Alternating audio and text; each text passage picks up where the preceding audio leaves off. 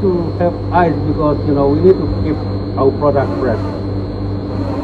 Be the cooler room for vegetables, but in fish, we know that ice is very important to keep the fish fresh.